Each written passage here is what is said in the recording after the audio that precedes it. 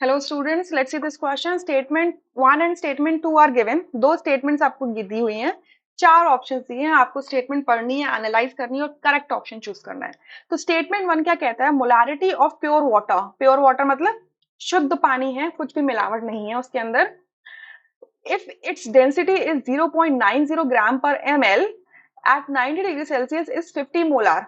मतलब अगर आपने शुद्ध पानी लिया है, उसकी डेंसिटी 0.90 ग्राम पर मोल है, ग्राम पर मिलीलीटर है, सॉरी, एट 90 डिग्री सेल्सियस पे, तो उसकी मोलारिटी कितनी आएगी? 50 मोलार आएगी। और सेकंड स्टेटमेंट कहता है, मतलब हमें सॉल्व करके देखना पड़ेगा, ऑब्वियसली बात है। और सेकंड स्टेटमेंट कहता है मोलारिटी ऑफ प्योर लिक्विड्स, मतलब कोई मिलावट ना हो, प्योर लिक्विड हो या फिर प्योर सॉलिड्स हो, यानी कि सॉलिड्स के अंदर भी कोई मिलावट ना हो। सॉलिड्स के अंदर भी ना तो कोई लिक्विड ट्रैप हो, ना कोई गैस ट्रैप हो, ना कोई सॉलिड ऐड किया गया हो। ठीक है, तो प्योर लिक्विड और सॉलिड्स दिए हैं, are given by molar mass divided by density. मतलब अगर आपको प्योर लिक्विड या प्योर सॉलिड दिए हैं तो उनकी मोलारिटी आप डायरेक्टली कैसे फाइंड आउट कर सकते हो? मोलर मास को डिवाइड कर दो डेंसिटी से। ठीक है, तो एक बार चेक कर लेते हैं ये सही कितना है। ठीक है, पहला तो अब मैं यहाँ पे एक चीज आपको लिख देती हूँ कि प्योर लिक्विड होगा या फिर सॉलिड होगा। ठीक है, प्योर लिक्विड होगा या सॉलिड होगा, यानी कि उसके अंदर कुछ भी एक्स्ट्रा ऐड नहीं है, यानी कि सिंगल चीज है तो उसी को हम क्या कहेंगे? सॉल्वेंट भी वही है, ठीक है, सॉल्यूट भी वही है और सॉल्यूशन भी वही है। उसको आप किसी भी नाम से बोल लो। ठीक है, हालांकि उसको आप सॉल्यूशन नहीं बोल सकते, बिकॉज सॉल्यूशन क्या होता है? एक मिक्सचर होता है। ठीक है, बट अंडरस्टैंडिंग के लिए आप समझ सकते हो इस तरीके से कि प्योर है तो उसको सॉल्यूट, सॉल्वेंट या सॉल्यूशन कुछ भी बोल सकते हो। क्लियर? अंडरस्टैंडिंग के लिए, बेसिक अंडरस्टैंडिंग के लिए।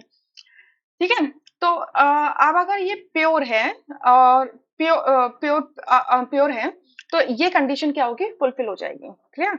अब मोलारिटी क्या होती है? मोलारिटी मोलारिटी क्या होती है? Number of moles of solute divided by volume of solution in liters। ठीक है, ये होती है मोलारिटी। नंबर ऑफ मोल्स को क्या मैं लिख सकती हूँ? मास ऑफ सॉल्यूट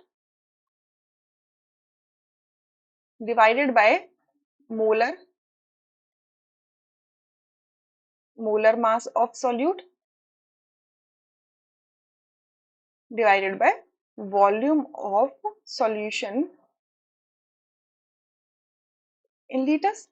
ठीक है, अब अगर मैं प्योर लिक्विड या सॉलिड्स की बात करूं तो मैं ऑलरेडी बता चुकी हूँ कि there is no difference between solvent, solute and solution. तो यहाँ पर अगर आप देख रहे हो मास ऑफ सॉल्यूट लिखा है, उसको मैं मास ऑफ सॉल्यूशन भी तो बोल सकती हूँ। ठीक है, मास ऑफ सॉल्यूशन भी बोल सकती हूँ, राइट? इसको क्या बोल सकती हूँ? मास ऑफ सॉल्यूशन या मास ऑफ सॉल्वेंट भी बोल सकते हो। सबसे सही है सॉल्वेंट बोल लेते हैं हम इसको। ना सॉल्यूट बोलते हैं ना सॉल्यूशन बोलते हैं, मास ऑफ सॉल्वेंट बोल लेते हैं। ठीक है, कोई भी कंफ्यूजन ही नहीं रहेगा फिर आपको। सॉल्वेंट बोल लेते हैं। ठीक है, मास of solvent divided by molar mass of solvent. ठीक है, multiplied by volume of solution भी नहीं लेते क्योंकि हम प्योर लेके चल रहे हैं ना। ये मैं किसके लिए लेके चल रही हूँ? प्योर की कंडीशन लेके चल रही हूँ। ठीक है, सो वॉल्यूम ऑफ सॉल्वेंट बोल लेते हैं सीधे सीधे, volume of solvent in litres. अब देखो यहाँ पर एक चीज देखना, mass of solvent divided by volume of solvent क्या होता है? डेंसिटी होता है। Mass upon volume is density. Clear? So मैं इसको क्या लिख सकती हूँ? Density of solvent divided by molar mass of solvent, molar mass of solvent. Clear? ये कंडीशन ध्यान रखना, प्योर के लिए, किसी मिक्सचर के लिए नहीं है। गलत गलत मत समझ लेना। ठीक है, प्योर की कंडीशन है। तो फॉर्मूला क्या निकल के आया? मोलैरिटी कैसे निकाल सकते हो प्योर लिक्विड या सॉलिड्स की? Density divided by molar mass. But यहाँ पे क्या लिखा है? Molar mass divided by density, यानी कि ये स्टेटमेंट फॉल्स हो जाती है अपने आप में। ठीक है, अब अगर ये फॉर्मूला हमारा निकल के आया है, डिराइव होके आया है, और फर्स्ट स्टेटमेंट में हमने प्योर वाटर ही लिया हुआ है और नीचे हमने फॉर्मूला प्योर लिक्विड या सॉलिड्स के लिए डिराइव किया हुआ है, तो मैं मोलैरिटी निकाल सकती हूँ डायरेक्टली। मैं डायरेक्टली क्या कर सकती हूँ? मोलैरिटी निकाल सकती हूँ। Yes, I can find out. So molarity of pure water क्या आ जाएगी? Density of pure water, density of pure water कितनी गिवन है? 0.90 ग्राम पर ml। यहाँ पर मैं लिख दूं density of pure water divided by molar mass of water, pure water. ठीक है, तो डेंसिटी कितनी दी है? 0.90 ग्राम पर ml। ठीक है। अच्छा, डिवाइड करेंगे मोलर मास से। वाटर का मोलर मास कितना होता है? 18 होता है। ये बहुत बेसिक सी चीज है, अगर आपको नहीं पता तो मैं यहाँ पर एक बार लिख देती हूँ। H2O, इसका मैं मोलर मास m निकालना चाहती हूँ। 2 हाइड्रोजन के एटम है और 1 मोल अगर हाइड्रोजन एटम होगा तो उसका मास होगा 1 ग्राम। और एक ऑक्सीजन दिया हुआ है, 1 मोल ऑक्सीजन दिया हुआ है यहाँ पर। सॉरी, मैंने पहले हाइड्रोजन के लिए 2 हाइड्रोजन एटम बोल दिया था, उसका मेरा मतलब है 2 मोल हाइड्रोजन एटम। तो 1 मोल ऑक्सीजन एटम है और 1 मोल ऑक्सीजन एटम का वेट कितना होता है? 16 ग्राम। तो इसको सॉल्व करेंगे तो ये आ जाएगा 18 ग्राम पर मोल। ठीक है। सो ये हो जाएगा हमारा 18 ग्राम पर मोल। ठीक है। तो देखो, पहला काम तो हमें क्या करना है, मोलैरिटी अगर फाइंड आउट करनी है तो इस मिलीलीटर्स को लीटर्स में कन्वर्ट कर लूं। तो मैं इसको ऐसे लिख सकती हूँ, 0.90 ग्राम अपॉन 1 लीटर लिख सकते, 1 ml लिख सकते हैं। ठीक है। और ये हमारा क्या है? 1/18 ग्राम पर मोल है। ठीक है। ये इस 1 ml की जगह क्या लिख सकती हूँ मैं?